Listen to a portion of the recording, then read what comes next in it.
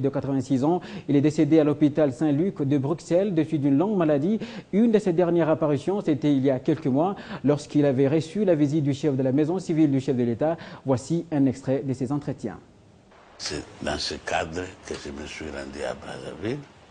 J'ai négocié le retour de Moulele avec cette garantie que Moulele, revenant ici, jouirait, n'est-ce pas, de cette fameuse loi d'amnistie.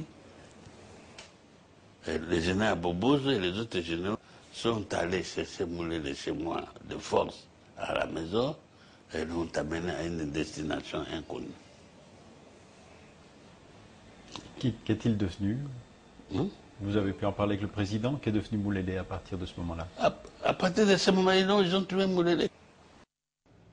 Affaire des Congolais refoulés du Congo-Brazzaville, le gouvernement de la RDC entend voir clair. C'est la raison du départ d'une délégation gouvernementale pour la capitale du Congo voisin. Elle est composée des vice-ministres des Affaires étrangères et celui de l'Intérieur, y compris du responsable de la Direction générale des migrations. Les chefs de la délégation congolaise a déploré le traitement auquel ont été soumis les refoulés congolais vivant à Brazzaville. Je vous propose de l'écouter avant le départ pour Brazzaville. Nous allons à Brazzaville, en République du Congo. Je crois que l'opinion a suivi depuis quelques jours qu'il se passe une situation assez déplorable et qui n'est pas très bonne à l'égard de nos compatriotes qui vivaient à Brazzaville et sur le territoire congolais en général. Alors, il y a des brimades, il y a des expulsions intempestives, massives, humiliantes. Et la hiérarchie nous a demandé de traverser pour dialoguer avec les officiels congolais d'en face. Parce que, comme vous le savez, notre pays est hospitalier. La solidarité africaine, c'est bien. Mais je crois que les sentiments de fraternité, d'amitié doivent être réciproques. Et désormais, on ne peut plus accepter que les Congolais, partout où ils se trouvent, soient brimés ou qu'ils soient maltraités. Justice dans ce journal, reprise ce jeudi de l'audience sur les dossiers opposant la députée nationale Wivine Moleka, l'ancien président de l'Assemblée nationale et le président de l'UNC Vital Kamerhe. L'audience a été suspendue en raison du recours sollicité par Vital Kamerhe. La Cour suprême de justice vient de vider la saisine de l'ancien président de la Chambre basse du Parlement au tribunal de paix de Kinshasa Ngalima. Un autre feuilleton dans le procès de l'honorable Wivine Moleka contre le président de l'UNC, Vital Kamerhe. Le juge vient de renvoyer le dossier au civil au tribunal de paix de Kinshasa Ngalima, où cette affaire avait commencé il y a peu. Et pourquoi? Les deux exploits, l'un du 20 mars, a été instrumenté à Barumbu, à l'adresse du parti, et que l'on a instrumenté auprès d'un conseiller du secrétaire général. Le tribunal, quant à cela, s'est déclaré non saisi parce que la procédure n'a pas respecté l'article 59 du Code de procédure pénale, qui dit que l'exploit doit être signifié à la personne, à un allié, aux parents ou aux voisins. Les conseillers politiques d'un secrétaire général ne répondent pas à tous ces critères. Les avocats de Vital Kamerhe peuvent bien se frotter les mains, mais le dossier devra suivre son cours normal. Du tribunal de paix de Kinshasa Ngalima jusqu'aux grandes instances, s'il le faudra. Comment est-ce que le dossier qui avait déjà évolué et arrivé à la Cour suprême de justice rentre aujourd'hui devant le tribunal de paix de Kinshasa Ngalima? Vous retiendrez ceci. En date du 20 décembre 2012, ma cliente, Mme Wivine Moleka, avait saisi le tribunal de paix de Kinshasa Ngalima. Et à cette audience-là, M. Vital Kamerhe avait soulevé une exception tenant à la compétence territoriale du tribunal. Pour rappel, le président de l'UNC est poursuivi par la partie de Wivine Moleka pour imputation dommageable, atteinte à l'honneur, à la dignité, à la réputation et à la considération de Wivine Moleka, député élu sur la liste PPRD aux élections de novembre 2011. Dans l'actualité également, la sécurité dans les universités congolaises préoccupe le gouvernement de la République et les milieux universitaires sont apolitiques. Le ministre de l'Intérieur l'a rappelé aux recteurs des universités et établissements d'enseignement supérieur public. C'était au cours d'une réunion qu'a présidé ce jeudi Richard Mouyège en présence de son collègue de l'enseignement supérieur universitaire de la recherche scientifique. Au terme de ces échanges, des instructions claires sur la gestion de ces établissements ont été données. Je vous propose ici d'écouter le porte-parole des recteurs, le professeur Labana. Il nous a rappelé l'instruction 014, le site universitaire est apolitique. Il a insisté sur l'apolitisme sur les sites universitaires. Qu'est-ce qu'on a constaté? Il y a beaucoup de demandes de personnes qui veulent troubler la paix à travers nos sites universitaires. Au moment où on cherche la paix, que la paix règne dans la province-ville de Kinshasa. Ensuite, le ministre de l'Enseignement supérieur nous a instruit d'insérer dans nos programmes, dans nos institutions, de réserver l'espace pour les activités culturelles pour occuper nos étudiants. Des conférences à travers des facultés, à travers des sections dans le cas des instituts supérieurs.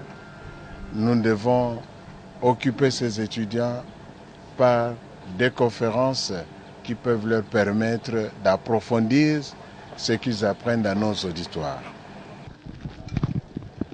Et puis, il est peut-être temps pour le ministre des Postes, Téléphones, Nouvelles Technologies, de l'Information et de la Communication de vulgariser le profond changement qu'apportera la fibre optique en République démocratique du Congo. Après les étudiants, Kinke Mulumba s'est tourné vers les entreprises publiques en vue d'expliquer cette technologie. Première étape, le GEFREM.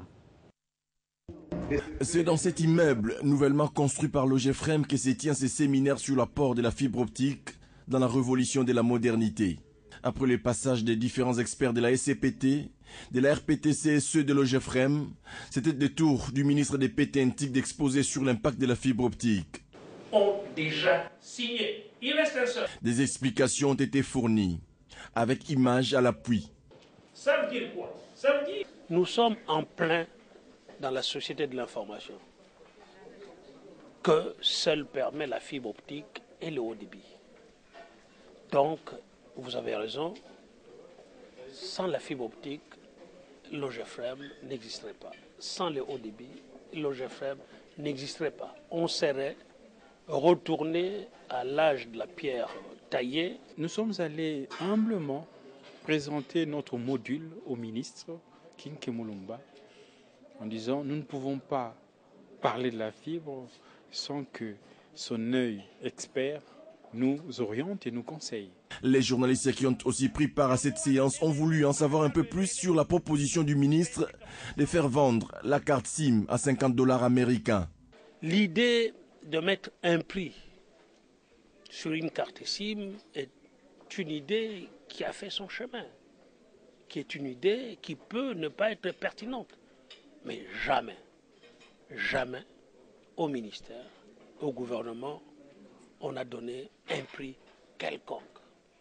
Et je trouve malheureusement que c'est de la manipulation. C'est donc une série de conférences que le ministre Kinke Mulumba vient d'inaugurer après l'université Révérend Kim et l'ULK Cap-Vert, les entreprises publiques. Rendons-nous à présent au Bandundu. Le gouvernement provincial a tenu un conseil des ministres.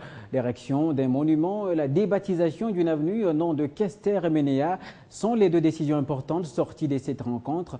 Malgré l'organisation du retrait des deuils de l'artiste sans l'implication du gouvernorat, l'autorité provinciale a tenu à respecter les engagements lors des obsèques.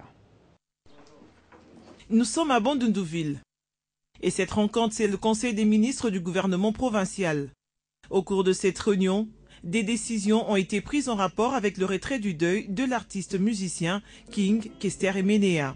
L'on se souviendra qu'à Kinshasa, lors des obsèques, le comité organisateur et la province du Bandundu avaient pris un certain nombre d'engagements, notamment l'érection d'un monument à Kikwit pour honorer et perpétuer sa mémoire. Et chaque année, des manifestations culturelles seront ainsi organisées dans le cadre d'un festival dont la première édition est prévue du 25 au 26 avril de cette année. À Kikwit, hormis le monument, le Conseil a aussi statué sur la création d'un service public dénommé le Festival King Kester Emenea.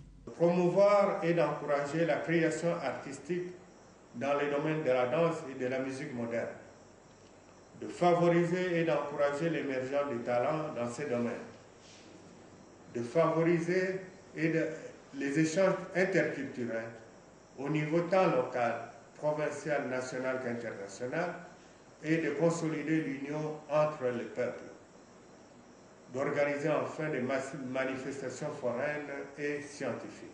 Toujours dans cette ville de Kikwit, la mairie a débaptisé l'avenue d'université qui s'appellera désormais Kester Emenea, et ce, conformément à l'engagement du gouverneur du Bandundu, Jean Kamisendou. L'actualité à l'étranger, le Conseil de sécurité de l'ONU a autorisé ce jeudi le déploiement de près de 12 000 casques bleus en Centrafrique pour tenter de sécuriser le pays en proie aux violences. Les 15 membres du Conseil de sécurité des Nations Unies ont approuvé, sur proposition française, la création d'une force de maintien de paix en Centrafrique pour essayer de mettre fin à la spirale des violences entre chrétiens et musulmans. Le déploiement effectif des casques bleus est fixé au 15 septembre prochain et le mandat initial de la nouvelle mission court jusqu'au 30 avril 2015. Les soldats de l'ONU prendront dans 5 mois la relève de 6 000 membres de la force africaine de la MISCA sur place, aux côtés des 2 000 militaires français dans ce pays en proie aux violences. Les Européens ont aussi promis 800 hommes, dont des gendarmes français, qui ont commencé à patrouiller mercredi à Bangui, la capitale centrafricaine. La MISCA pourra dès maintenant recevoir une aide logistique. Il est prévu, comme au Mali, que le plus grand nombre possible des soldats africains deviennent casques bleus après une sélection par l'ONU, notamment sur des critères de respect des droits de l'homme. Après le retrait du Tchad, la MISCA regroupe des contingents des 7 pays dont le Burundi, le Cameroun, le Congo-Brazzaville, la République démocratique du Congo, le Gabon, la Guinée équatoriale et le Rwanda. Le chef de la nouvelle mission devrait être un Africain. La résolution autorise les soldats français à prêter main forte à la MINUSCA en employant tous les moyens nécessaires. Les priorités de la mission des Nations Unies seront la protection de la population et des convois humanitaires, le maintien de l'ordre, le soutien à la transition politique, le respect des droits de l'homme et l'arrestation des responsables d'exactions. Dans un deuxième temps, la MINUSCA pourra aussi contribuer à réformer les forces de sécurité locales et superviser un embargo sur les armes imposées par l'ONU depuis décembre 2013. Et puis en sport, football d'abord, en prévision de l'organisation de la Coupe d'Afrique des Nations de football de moins de 23 ans en 2015 et la candidature de la RDC à l'organisation de la CAN 2019. Le président de la Confédération africaine de football est attendu à Kinshasa. Question d'échanger avec le gouvernement congolais pour en savoir un peu plus sur la matérialisation de toutes ces compétitions.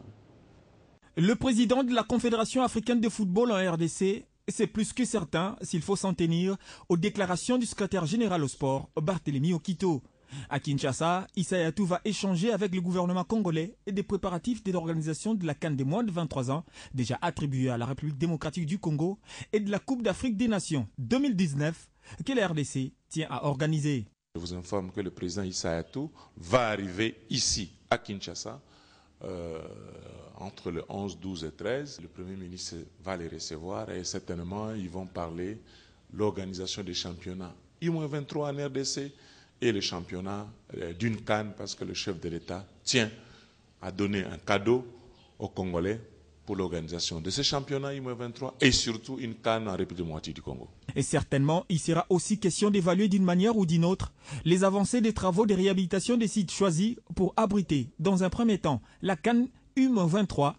De son côté, le gouvernement congolais attend de la FECOFA la liste des sélectionneurs pour à la fois les juniors et les seniors. Le Premier ministre, le ministre ont déjà demandé au président de la FECOFA de transmettre la liste des sélectionneurs, que ce soit au niveau de I-23, parce que nous organisons ce championnat I-23, et que ce soit au niveau des seniors.